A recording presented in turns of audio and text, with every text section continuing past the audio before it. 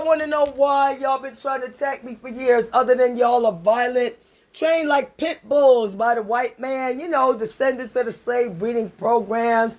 They bred y'all, they bred your women to be comfort women with the big butts and all of this, all of that. And, but they didn't breed me, thank God. Now, some of my ancestors got that genetic mix, I'm not gonna lie. But luckily, I was descended from the slaves from Africa, and we valued education. Not all. Some of us would value the education enough that no matter what the white man said, you can't learn, you can't read, or pain of death, we did anyway. And see, that's why it's going to be very easy to prove there's an obligation for reparations. It is. You do have a moral obligation for the humanitarian crisis that y'all created here in this country. Not the ones in other countries. I don't know what the fuck y'all was doing working with their leaders, but I know this. They people victimized them, not us, not black Americans. I don't know what y'all whites was doing.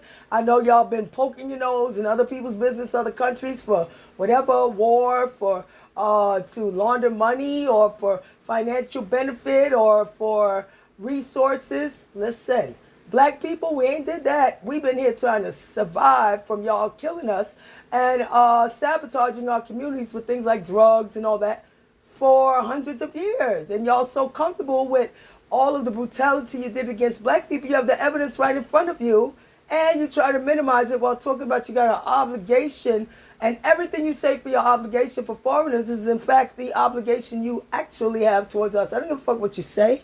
I look at what you did. That's how I know you have that obligation, because y'all did all of that stuff you talk about, that the foreigners have to suffer from their people in their countries. Y'all did it here in our country to us. Black Americans been sabotaged, murdered, hunted.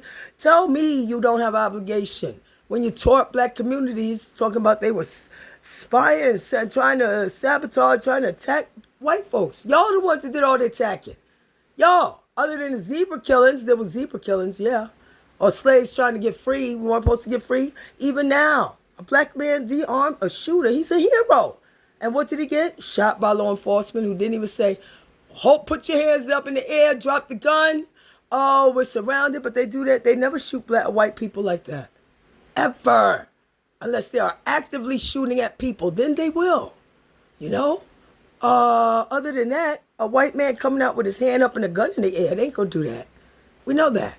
And they import racism. That's what the diversity is. Diverse racism, my people. So y'all know. I'm gonna break it down to semantics. Like when they call our kids super predators, and the kids coming from gangbanging countries bringing drugs, prostitution, child molestation, human trafficking, sex trafficking, child trafficking are called unaccompanied minors. Miss me with the bullshit. Or how they want to protect the Ukraine's border, but not ours. No, because Americans, we don't deserve it. And I understand we do have a race problem. We got problems with KKK, white supremacists, gangbangers. We can work our problems on our own, just like we did on Omaha Beach.